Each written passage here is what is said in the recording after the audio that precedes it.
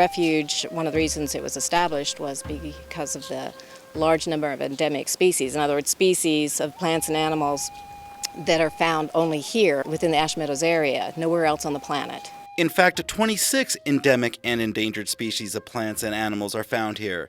Their closest relatives date back to the Ice Age. These species are sometimes referred to as relic species. The reason they're here is the water. We're essentially an island of water in the Mojave Desert. Visitors can discover spring-loving centauri, Ash Meadows gum plant, and the Tacopa bird's beak. But one of the more popular attractions is the little fish with the big name, the Ash Meadows Amargosa pupfish. The more common terrestrial species, we have bighorn sheep, mountain lion, bobcat, an array of lizards, reptiles, chuckwalla, you might see at Point of Rocks, our largest lizard. So yes, because the water, it draws wildlife and people.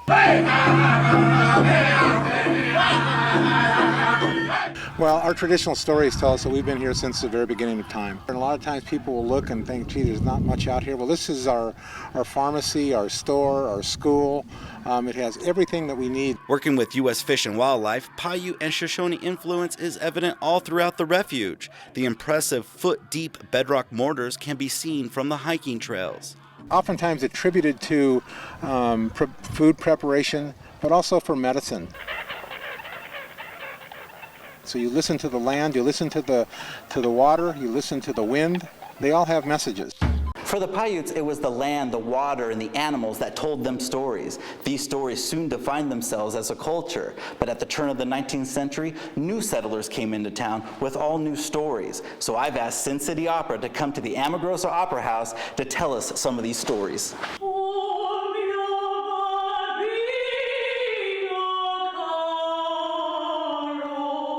It was built between 1923 and 1925. It was a social center. It's where dances took place, church, all community gatherings.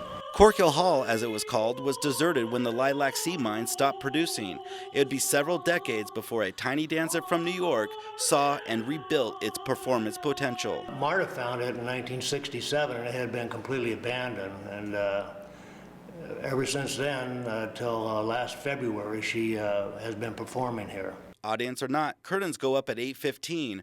Performing for several empty houses, Marta decided to paint murals all around the theater so she would never perform alone. It's quite an amazing place to find in the middle of the Death Valley Desert, that's for sure. There's nothing like an old American authentic opera house with the wood and the beauty and the painting that sort of gives you that sense of American history and American opera here. Prehistoric water created life found nowhere else in the world that has sustained civilizations that are uniquely Nevadan. Ash Meadows and the Amargosa Opera House, an oasis of life and passion in the barren Valley of Death. Peter Dawson, Fox 5 News, local, Las Vegas.